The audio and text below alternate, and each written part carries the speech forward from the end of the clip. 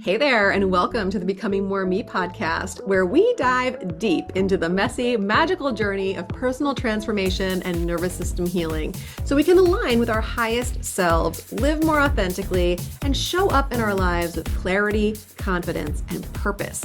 I'm your host, Teresa Lear-Levine. I'm an EFT master practitioner, hypnotherapist, and subconscious mind and energy strategist. If you're anything like me, you're committed to evolving, healing, and becoming more of you with every breath, choice, and moment. And today, we're going to be talking about one of the most profound yet often overlooked tools that we have access to, our breath. Joining me for this powerful conversation is a truly incredible guest from across the pond in the UK, Polly Warren. Polly is a breathwork and wellness coach. She's the creator of the Inner Space online breathwork platform and the host of Metamorphosis, which is a podcast that I had the pleasure of being a guest on recently, where she empowers women to make midlife their most fulfilling chapter yet. With deep expertise in both functional and transformational breathwork, plus certifications in Oxygen Advantage, Pause Breathwork, and the School of Breath Science, Polly brings a beautifully interactive approach to healing. She also weaves in EFT and hypnotherapy like me, as well as meditation, nervous system regulation, and burnout prevention in her work with both individuals and leadership teams. We share a lot in common there. In this episode, we're going to be talking about how unresolved stress and trauma shape the way we breathe and how that breathing in turn shapes everything: our energy, emotions, resilience, and health. We're going to explore breathwork as a portal to healing burnout, supporting midlife transitions like menopause, and reclaiming a sense of calm, power, and connection to your body. So whether you're feeling stuck in fight or flight or ready to release decades of survival mode, this conversation is going to meet you where you are and gently guide you forward with awareness. So take a nice deep breath in through your nose. Exhale, and it all starts now. Welcome to Becoming More Me, Polly. I'm so glad to have you here today. Thanks for joining me. Oh, thanks, Teresa. It's lovely to be here. Thanks for having me. Oh, it's my pleasure. I always love to get started getting to know you, not necessarily work you or whatever else, but I would love if you could just fill us in a little bit on, who you are, what you love to do, who you love to spend your time with, any quirky, fun facts about you. Oh, okay. So, yes, I'm Polly. I live in the UK. I live down on the south coast by the sea, which I absolutely love. And I'm married. I've been married actually. Well, I've been with my husband since I was 18. We met on the first day at university, Oh, but we didn't wow. actually go out straight away. But we've known each other for that long and been married for 25 years this year. So yeah, it's been a long time, and it's Awesome. and I never take it for granted that we still have a really wonderful relationship. And so that's always something which I really do celebrate. I love it. And we have three lovely children who are now, well, what two of them are pretty much left home, and one is 15. And yeah, I'm a bit of a wellness geek. I love doing anything I can to make myself feel Me as good as too. possible. Yeah, you gotta look out for us. We can get really trapped into like healing for the sake of healing and wellness for the sake of wellness instead of for all the other reasons and ways that it supports us. Exactly, Oh my goodness. exactly. That's awesome. What are some of your favorite forms of wellness and self? Well, I mean, for me, moving my body is a non-negotiable. So I do something pretty much every day, whether that's going for a run, whether that's just lifting some weights, whether that is me going out on my paddleboard. So I just need to move, if I don't do it, it really affects me, not just physically, but mentally, emotionally as well. So that's something a Mhm. big one. And I also always do some sort of breath practice. Exercise isn't the right word, but some sort of breath practice pretty much most days to give myself that mental space and clarity. So those are my two go-tos, my two non-negotiables. But other than that, I love an ice bath. I love a sauna. I try not to be too obsessive about these wellness practices, but and obviously I like to try and eat well, but I'm not perfect. I still like to go out with my friends. I still like to drink now and again. I like to go dancing. I Yeah. like cake. I like chocolate. So Mm. I'm certainly not squeaky clean at all. Me either. But, life is all about air quotes balance. Yeah. It all has its place for sure. And I know that breathing and breath work is a big part of the work that you do too. How did you transition into that, or how did that find you? Were you always in Gosh. the health and wellness space, or were you doing something else? No, I wasn't. Gosh, I've done many different jobs and careers in my life. I mean, for many years, actually, I was a primary school teacher. Oh, wow. And yeah, so I did that for many years. Actually, before that, I used to work in public relations in sort of corporate, and I came to teaching relatively late and did that for many, many years. I had my three children for most of that time. But I got to a point where I was like, do you know what?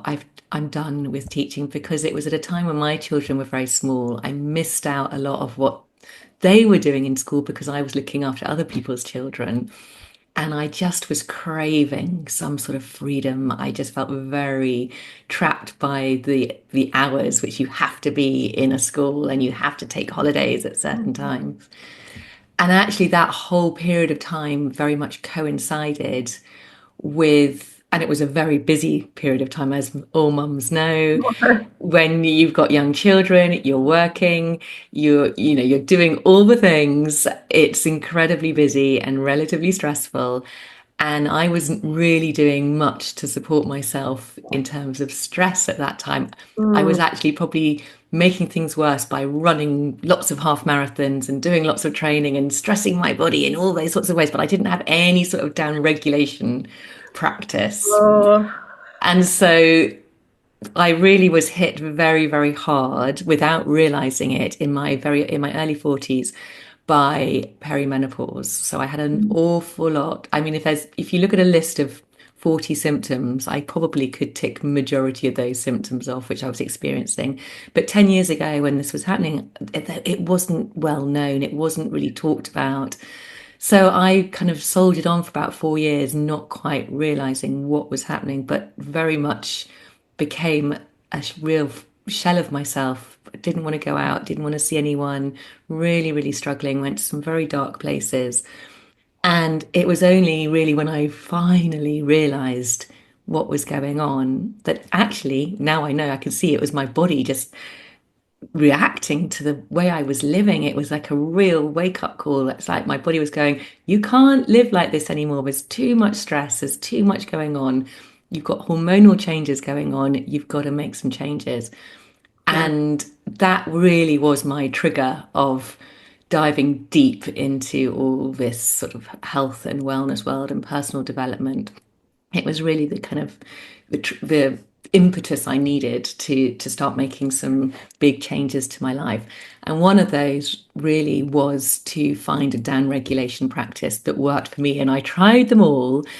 And it's about finding what works for you. But for me, I think as someone who is very active, driven, I think I was coming from a very high arousal state of being. Breath work worked for me because I couldn't just sit and meditate because I had too much going on in my mind. So Yes. I liked breath work because it was doing something active, but actually getting the benefits of doing something quite passive. Yeah, I say that all the time, and I know that you're also trained in EFT, but I say that all the time about EFT too, active meditation. It's like Yeah, do something and also resolve stress, trauma, downregulate, and yeah. and all of that good stuff. So that makes total sense to me. Did you feel like any of those practices were particularly helpful with perimenopause symptoms? Yes, all of them actually, because as we now know, stress is a massive exacerbator of perimenopause symptoms. Stress Sure. really is one of the biggest disruptors to our hormones. So anything we can do to reduce our stress levels is going to really help. So yes, when we can actually get ourselves out of our stress response, yes, it really does help your hormones just to be more balanced and more regulated. So that was a really big one for me. One of my worst symptoms actually was joint pain. Mm. I just kind of seized up. I thought I Wow. needed back operations. I went and Oh, saw goodness. specialists, and my everything just seized up. And so for me, doing breath work actually really helped manage that pain. But also, I really got into strength training through that, which really, really helped. Stretching as Mm. well, and breathing with stretching, that really, really helped. So it was just, and as I've always said with people who I work with and helped with through menopause, it is a matter of just finding what works for you. There are so many different ways we can support ourselves. And one way which works for me might not work for somebody else, but it's a matter of just trial and error and finding the right thing for you. And those were my tools. So true. I love the way you put that. I work with a lot of people who are transitioning out of corporate or professional into things like what we do. And I would love to Mhm. hear like what that transition was like for you, moving from, being in corporate, raising the kids, feeling like you're missing out on things into what you're doing now. And also for you to fill us in a little bit on what exactly it is that you're doing now. Yes, of course. So I went from corporate into teaching, and actually I did an on-the-job teacher training. I did that for many years. And actually, when I decided that I needed to leave teaching because I felt like I wasn't serving anyone very well, my kids at home and the children I was teaching, and I was just like, oh, I'm not doing a great job at any of this. I actually decided what I really wanted to do was set my own thing up. So actually, I bought a tuition franchise. This was like my stepping stone. And I set up a maths and English kind of tuition school locally where I live. And I did that for about 6 or 7 years and created a really good little business. But what I realized at the time was it wasn't really fully aligned with my values and the way that I do things. I was far too hasty. I saw it and thought, yes, that looks good. I don't regret it for 1 minute because it taught me so many fundamental skills of how to run a business, how to get clients, how to retain clients, all those really valuable skills. But it wasn't really what I wanted to do. I tried to change the way the franchise did things. I tried to kind of talk them into how to do things and created loads of new materials, but I realized they weren't going to change. So what I did, and that was at the time when I was undertaking loads of trainings in wellness. So I did health coaching and life coaching and EFT and meditation and breath work and all, being a type A, I had to do all the trainings, which now I look back and actually makes me laugh. But I I very gradually started to just start. I set up an Instagram account whilst I was still doing my tutoring. And that was really the first step. I set up an Instagram account and I started talking about menopause, and it was such a vulnerable moment, but I shared my experience of perimenopause. And I remember just before I sent that post, I was absolutely terrified. It felt so exposing, but I thought, you know what, if I share my story, then maybe, just maybe, someone might relate and someone might feel a bit more seen and it might really help them. And I just got the most unbelievable response. It really was it really made me very emotional because I had so many people going, me too, I felt like Yeah, that. it's And because I inspiring. was so enraged about the fact that I didn't know enough about menopause and perimenopause, it was a bit like, why don't I know this? I've been so educated and I don't know this. I then set up a podcast. I started my podcast, and its first iteration was called the Positive Perimenopause Podcast. And I shared my story on that as well. And that was just so brilliant for boosting my confidence to be able to speak out, to not to kind of try and get more comfortable with not caring what people think, which obviously doing this work and putting yourself out there and getting clients and having your own business is super important, yet something which I think a lot of people really, really struggle with. And so, yes, and so it kind of all snowballed from there. And then did a lot. About 3 years, I worked primarily with people, helping them, health coaching them with perimenopause symptoms and working with them. And gradually, I just noticed that everybody I was seeing, one of the major issues was stress. Stress, anxiety was just seemed to feature in every single person I was working with. Mm. And so I've really sort of doubled down on that element, and that I now kind of help people with, particularly through retraining how they're breathing, because I've noticed that literally everybody who comes to me has some sort of dysfunctional or inefficient breathing, which is exacerbating their stress levels, their anxiety levels, and their menopause symptoms. Have you joined the Becoming More Me community over on School, one of the fastest growing learning platforms without distractions and ads? If no, I'd love to see you there. My community is full of amazing, busy-minded entrepreneurs who are working on becoming who they feel called to be in this world, in life, in business, with their health, with their wealth, with their relationships, and doing it in a way that's fun and pleasurable. I have over $15,000 worth of actionable resources, things you can start using and implementing today, as well as all the information that you need if you're interested in small group coaching, one-on-one work, or any of the other services that I have to offer you, including the Becoming More Me with EFT program.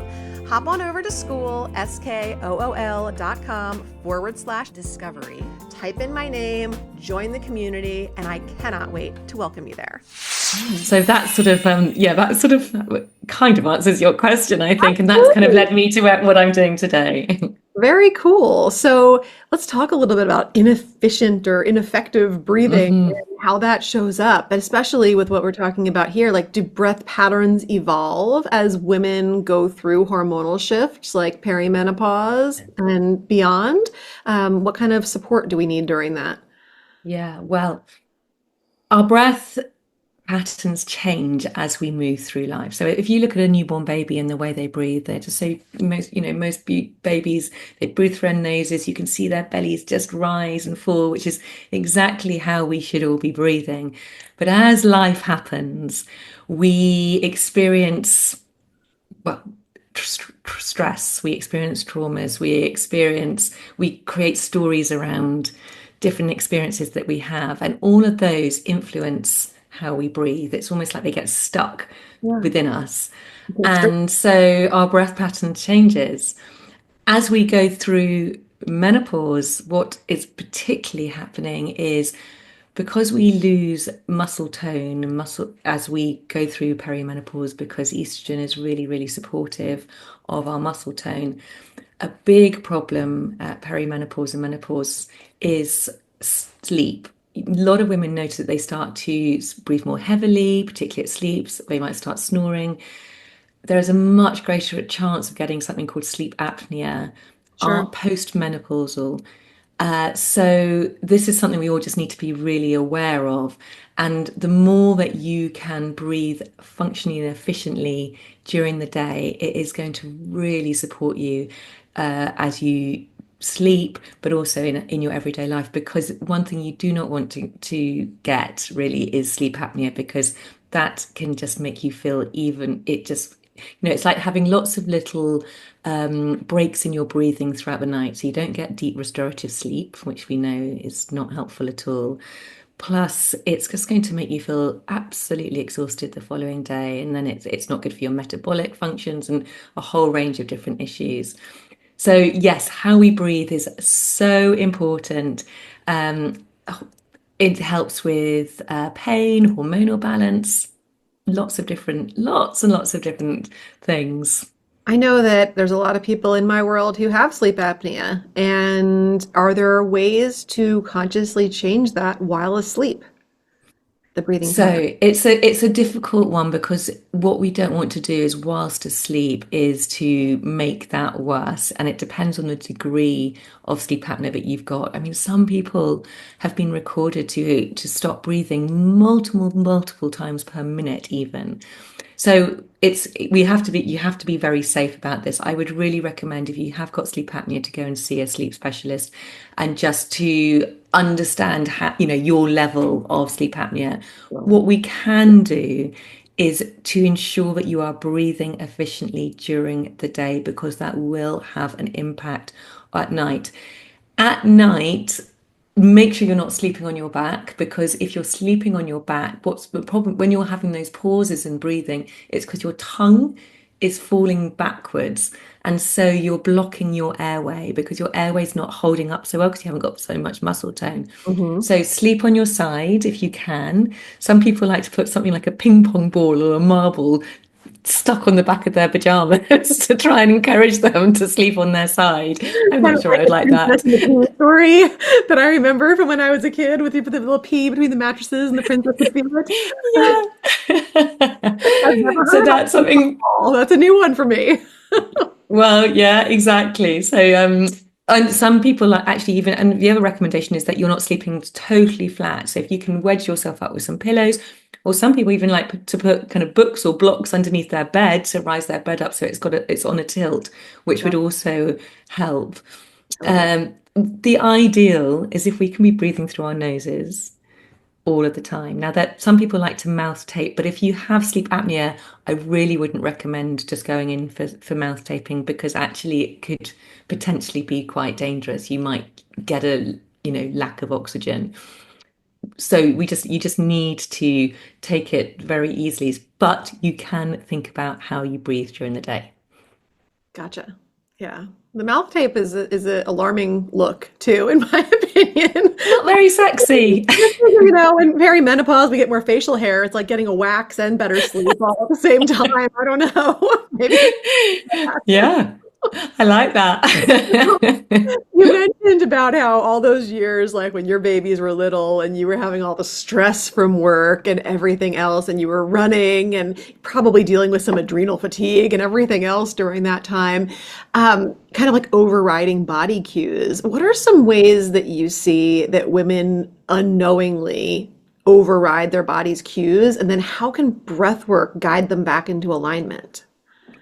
Oh, yes. And this is a big one for menopause symptoms as well, because when you are overriding those cues and you are totally disconnected from your body, you're just pushing, and not, yeah, not listening.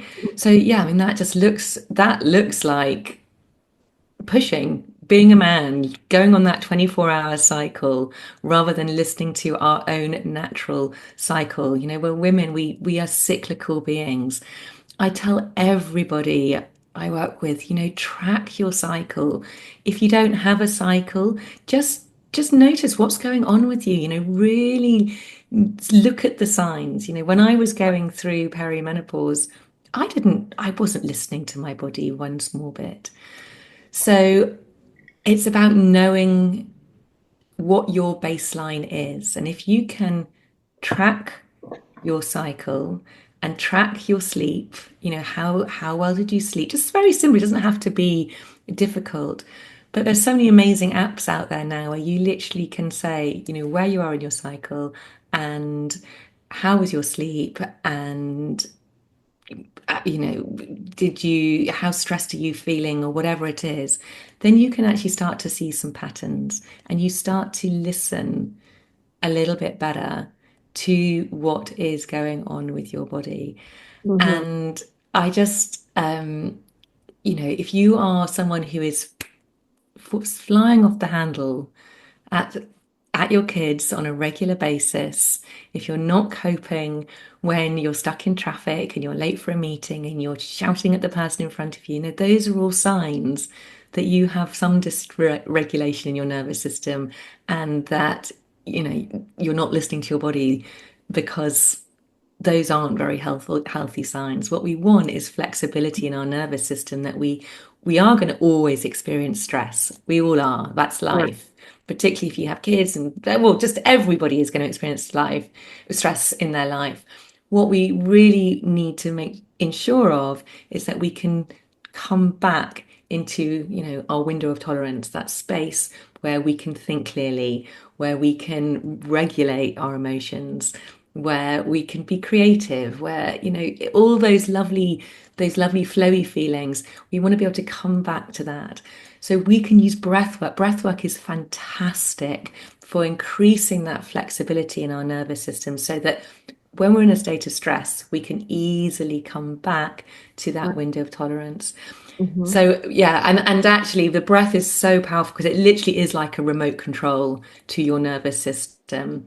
So we every time we take a breath in, we are increasing our heart rate. We're going slightly into the sympathetic side of our nervous system, our stress response. Every time we exhale, our heart rate decreases and we're moving into our parasympathetic side. So Mm. that's kind of so our heart rate variability really is the time between the ups and the downs of that breath cycle. So it's a very powerful tool to be able to be, when you're aware of that you can actually slow your breath down to bring you back into that window of tolerance. You can extend your exhales to bring you out of a stressful state. Mm. But if you're feeling really lethargic and you're struggling to get up and get out of bed, you can use your breath. You can do a breath practice to actually help you to upregulate as well. So Yeah. it's a very powerful practice. And also you can use your breath in a very controlled way to help widen that window of tolerance as well by using your breath, slightly stressing your nervous system in a controlled way, and then bringing yourself back to a place of calm, stressing it, and then bringing it back to a place of calm. So that way you can really increase your capacity to hold more, which is also a very powerful, powerful thing you can do. Hey, interrupting this episode super quick because I'll bet you didn't know that you can hop on a free, no strings, 15-minute call with me and get answers and insights into those things that are challenging you the most in your life and business right now. And receive several insights from me that will really help you to start moving the needle in those areas where you desire transformation, be it your business, your personal life, your health, wealth, relationships, all the things. So go to gamechangingconversation.com, select a time, and we will meet and have a conversation about what's going on in your life and the outcomes that you would most like to create in the next several months. Can't wait to meet you and chat with you on a call. Now back to the episode. Absolutely. I love that. It also increases your belief in your ability to have control over certain things. Absolutely, yes. So that's great. I know this is a podcast, it's audio, and breathing is probably not the thing we want to like be doing. It's not very entertaining, but are there perhaps a couple of breaths that you could like describe for us or tell us about that might be helpful Absolutely. to either Well, downregulate or upregulate? absolutely. I mean, I always start with just a good functional breath, which the way that we should all be thinking about breathing every moment of every single day, because this is something that not many of us do. And this is very, very simple. And I would just, anybody listening, you just place your your hands over your bottom two ribs. And when we breathe, we want to be breathing through our nose. And a lot of us breathe from the chest, which isn't very helpful. That keeps us in a state of stress because our body thinks it's preparing to flee or to run away. What we want to do is to bring the breath deeper into our lungs where we get better oxygen exchange. So when you breathe in, you should be breathing into those lower two ribs, into your hands. You feel a slight rise in the belly and you feel those ribs, a 360 lateral expansion of the ribs. And then as you breathe out, you just feel your ribs gently fall. Yeah. So it's kind of a very gentle 360 lateral expansion. And that is really good functional breathing. We don't want big breaths. Everyone talks about taking a big breath. We want really gentle, soft, slow breaths through our nose. So that's just good, efficient, functional breathing. If you are, however, and that will relax you breathing in that way. But if you are really, really stressed, and you know you are, to bring you down into a more relaxed state, just do a breath which extends your exhale. So you could just breathe in gently for 4, and then just really slow your breath down, double the length of the exhale, down for 8, and then very gentle in again for 4, and then down for 8, which is a really nice, gentle, very calming breath to do. One more breath I will just share as well, which is great, which I advise people to do before they eat. So again, if you are very, very stressed in your stress response and you're about to eat, you're not going to be able to digest that food very well. You're not going to be able to absorb all the wonderful nutrients. You could have made the best healthy, nutritious food. You're not going to get the most out of it because our body doesn't prioritize digestion and taking nutrients out of food when you're very, very stressed. So it's a really good idea to just bring yourself down, and it can literally just take 2 minutes. So I really like a breath. It's like a 5-5-7 breath. So you breathe in for 5, then you hold your breath for 5, and then you just gently breathing out for 7. And do you So recommend those out breaths through the mouth or through the nose? I always through the nose if you're relaxing, or through the nose. When in my breath practices I do with people, I do like 3 times a week, we do a live practice in the mornings. And some of the practices I do are through the mouth. When we do anything through the mouth, generally it is more of a stimulating breath. It's a stressful Okay. breath. When we breathe out through our mouth, because it's a bigger kind of hole in our face, it's letting go of more carbon dioxide. And when we let go of more carbon dioxide, it means we get less oxygen delivery, because if you remember from your science lessons, it's the buildup of the carbon dioxide, the Boer effect, which allows oxygen to be released into our cells. So there are ways of lots of breaths we can do through our mouths, but for relaxation, for good breathing, I recommend always through the nose, which is quite different to what a lot of people see, a lot of people experience in yoga classes. But I would argue that these people haven't got the deep understanding of actually what is happening here. No, I love the science behind it that you shared and the explanation. And that's why I asked, because there's a lot of differing opinions out there Hmm. about how to do it, but it makes perfect sense the way that you explained it. Now, a lot of people, like you said, have been breathing poorly for long, extended periods of time, perhaps their whole life, and they're just learning about breathing in a more effective way. What happens physiologically to people when they breathe poorly for extended periods of time? Okay, so when you're breathing poorly, what tends to happen is, as I said, you start to breathe faster. Your respiratory rate increases. So it's kind of like a vicious cycle. When you are breathing poorly, you breathe from your upper chest, which means that you're not getting the air coming down into the depths of your lungs, which means you're not getting that oxygen diffused into your blood. But it also means that you are breathing out too much carbon dioxide because you've got a very fast respiratory rate. And if that's not happening, then you don't get the oxygen delivery to your muscles, your cells, so you get very, very tired. And it's a vicious cycle. And when you're breathing in that way, your body, because your breath is like a remote control to your nervous system, thinks that you are stressed. And then because it thinks you are stressed, it will keep you with this high respiratory rate and this very shallow breathing. So it's this vicious cycle that you get stuck into. And it can cause you to feel very, very tired. You can get very tight shoulders and neck ache because you're using the muscles that are only there for emergency use for breathing. What we really want to be using is our diaphragm, which is a big muscle underneath our rib cage, but also our intercostal muscles in our rib. We don't want to be breathing using our necks and our shoulders. That's when we get very stiff. We also get racing mind, because when we're stressed, our mind starts really racing. We find it really hard to focus and concentrate because we've kind of got this hyper stimulation going on in our mind. Mhm. We have high levels of glucose in our system Sure. because our body thinks we're again, preparing us for that stress, response to stress. So there are a lot of physiological changes that go on, and because we're over breathing, it means just simply that we're not getting as much oxygen to our muscles, our cells, and we're not functioning optimally. So it really is such a big change, and that obviously then affects your sleep. Sleep is a big problem with breathing. So it affects every single aspect of your health. Definitely. Thank you for explaining that.